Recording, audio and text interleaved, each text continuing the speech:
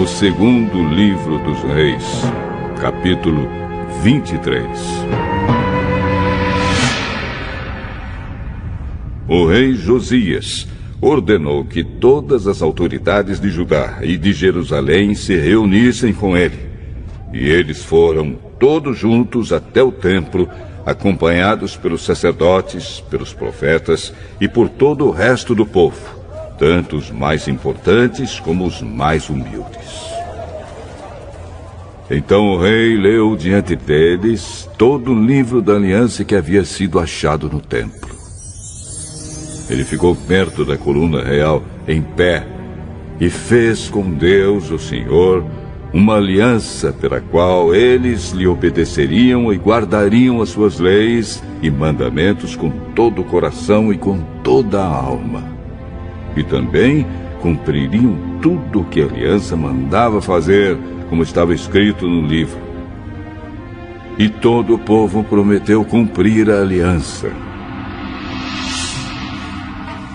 Então Josias ordenou a Ilquias, o grande sacerdote, aos sacerdotes ajudantes e aos guardas que estavam de serviço na entrada do templo, que tirassem para fora do templo todos os objetos usados na adoração do deus Baal, do poste ídolo e das estrelas.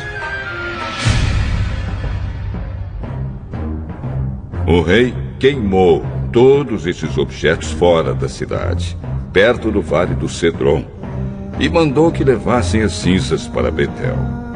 Retirou do serviço os sacerdotes pagãos que os reis de Judá haviam nomeado para oferecer sacrifícios sobre os altares dedicados aos ídolos, nas cidades de Judá e nos lugares de perto de Jerusalém. Também retirou todos os sacerdotes que ofereciam sacrifícios ao deus Baal, ao sol, à lua, aos planetas e às estrelas. Ele retirou do templo o poste ídolo e o levou para fora da cidade, para o vale do Cedron. Ali ele o queimou e fez virar cinza, que espalhou no cemitério público. Ele destruiu os quartos do templo onde ficavam os prostitutos. Era nesse lugar que as mulheres teciam as roupas usadas na adoração do poste ídolo. O rei Josias levou para Jerusalém os sacerdotes que estavam nas cidades de Judá e por todo o país, desde Geba até Berseba. Ele profanou os altares onde esses sacerdotes haviam oferecido sacrifícios. O rei também derrubou os altares dedicados aos demônios do deserto. Esses altares ficavam perto do portão construído por Josué, o governador da cidade. O portão ficava à esquerda de quem entrava da cidade. Esses sacerdotes estavam proibidos de oferecer sacrifícios no templo de Deus, o Senhor, mas podiam comer os pães sem fermento junto com os outros sacerdotes. O rei Josias também profanou Tofete, o lugar pagão de adoração que ficava no vale do Inom, para que ninguém queimasse o seu filho ou filha como sacrifício ao deus Moloque. Ele também retirou os cavalos que os reis de Judá haviam dedicado à adoração do sol e queimou os carros usados nessa adoração. Esses carros ficavam guardados no pátio do templo, perto do portão e perto do quarto de Natã-Meleque, um alto funcionário. O rei Josias derrubou os altares que os reis de Judá haviam construído no terraço do palácio sobre a sala do rei Acás, e também destruiu os altares construídos pelo rei Manassés nos 2 pátios do templo. Ele os fez em pedaços e jogou no vale do Cedron. Josias profanou também os altares que o rei Salomão havia construído a leste de Jerusalém, ao sul do Monte das Oliveiras, para a adoração de Astarote, a nojenta deusa dos Sidônios, para a adoração de Quemos, o nojento deus dos Moabitas, e para a adoração de Moloque, o nojento deus dos Amonitas. O rei Josias fez em pedaços as colunas do deus Baal, derrubou os postes ídolos e cobriu de ossos de gente o lugar onde eles haviam estado. Josias também derrubou o lugar de adoração que ficava em Betel e que havia sido construído pelo rei Jeroboão, filho de Nebate, que tinha feito o povo de Israel pecar.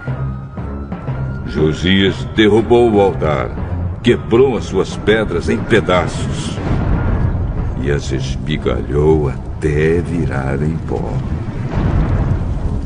Ele também queimou o poste ídolo.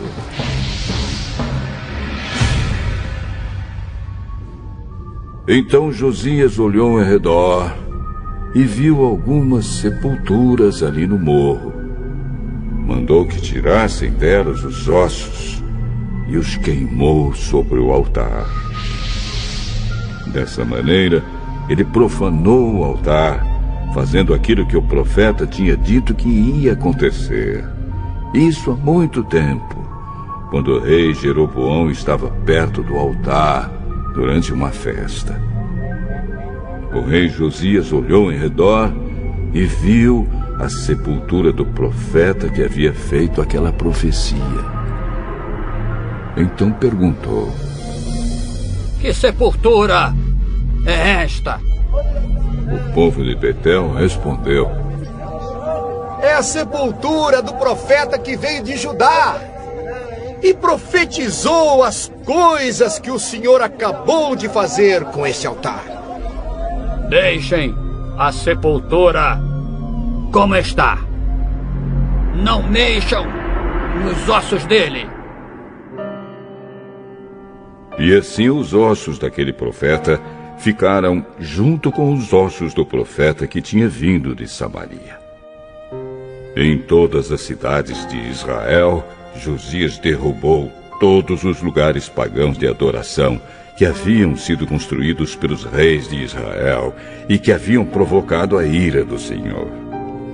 Com todos esses altares, ele fez aquilo que havia feito em Betel. E também matou todos os sacerdotes pagãos sobre os altares onde eles haviam oferecido sacrifícios. E queimou ossos de gente em todos os altares. Depois voltou para Jerusalém.